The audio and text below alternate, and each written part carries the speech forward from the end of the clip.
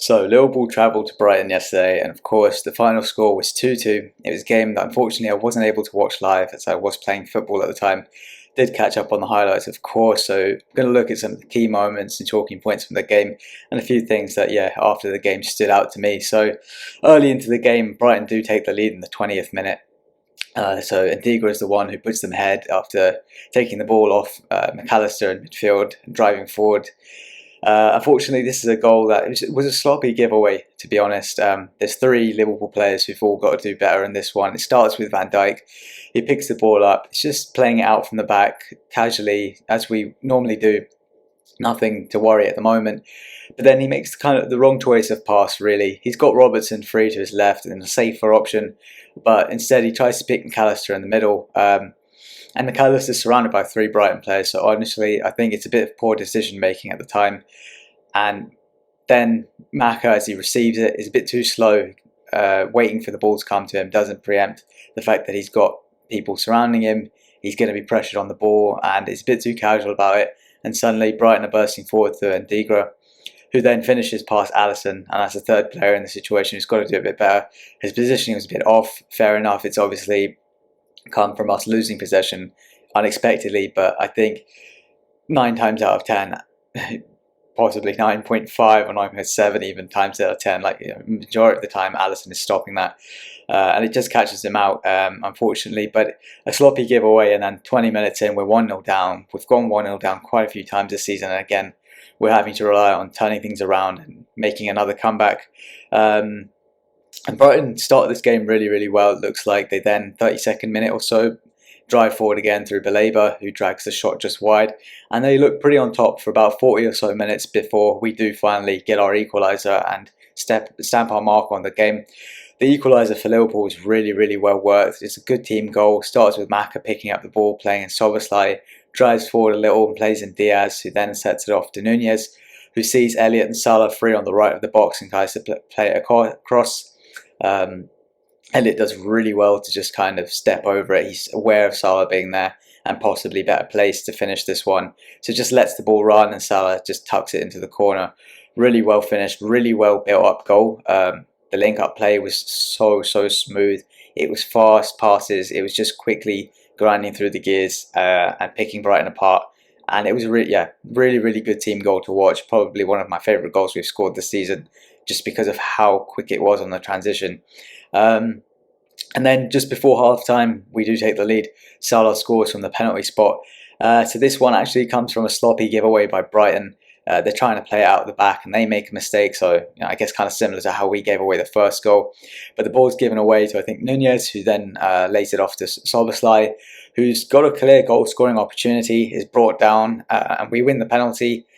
But nothing given to Pascal Gross there, which was a bit of a surprise, honestly. You would have expected at least a yellow, but, the rules obviously change a lot and it's always difficult to keep up with. But the denial of a goal-scoring opportunity, or as the referees refer to it as dogso, I think in the box they've tried to do that thing now where they're not giving the kind of double jeopardy of, sending off someone who's made a last-man tackle. But the key point in the rules, I believe, is if they've made an attempt to play the ball.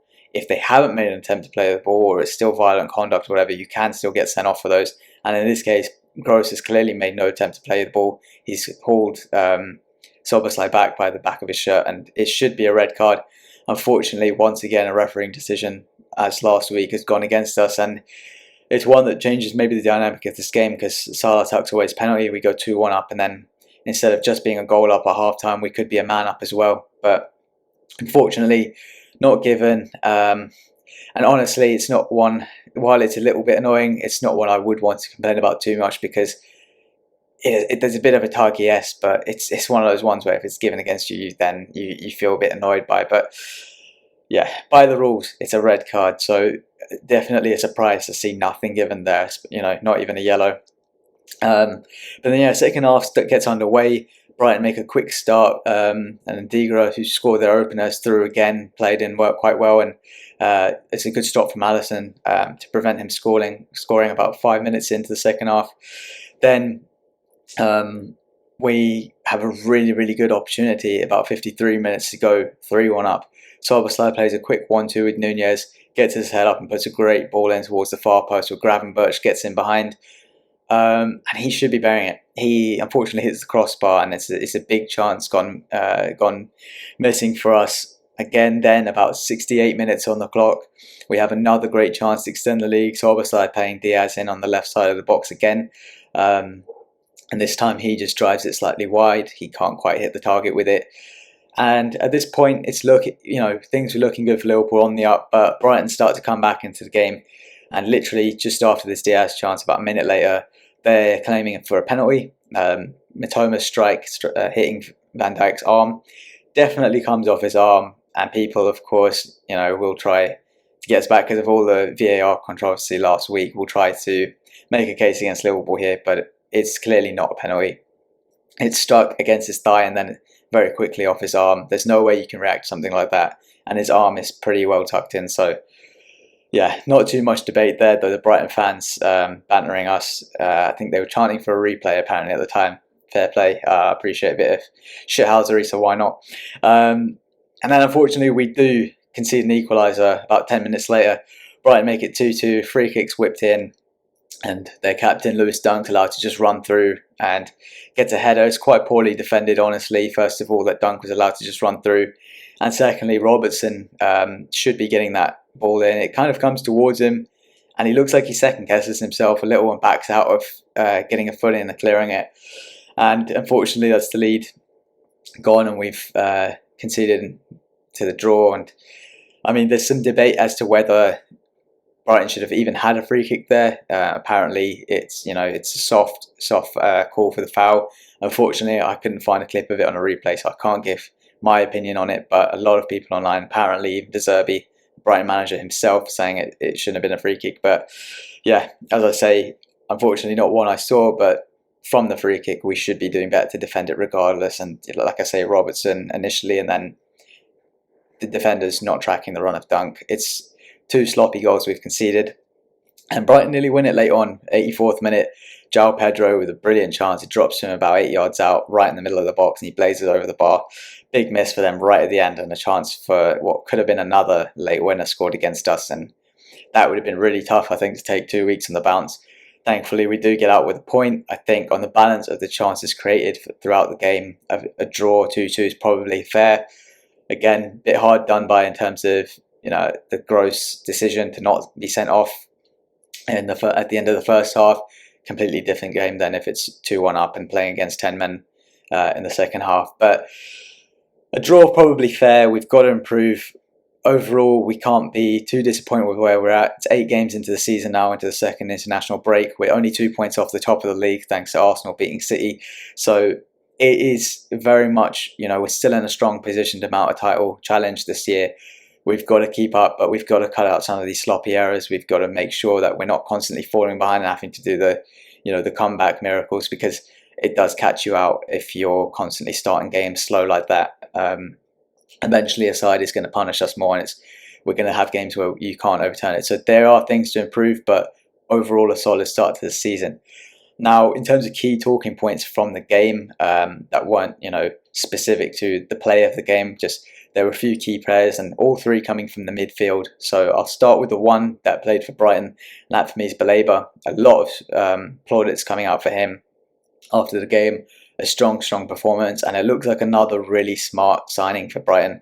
I think they did get him on deadline day in the summer, and I remember seeing jokes from Liverpool fans online as well about, when Brighton were linked to him, about how we should just, nip in and sign him rather than waiting for Brighton to turn him into a good player and his price soaring up. But, we were looking for a midfielder at the time as well, so that was quite funny.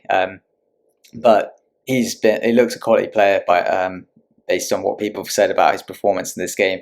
Be interesting to see if he grows to become another great asset for Brighton, one they hopefully for themselves would want to keep as well and continue to progress, rather than just becoming another big selling price. But either way, it looks like a good bit of business for them.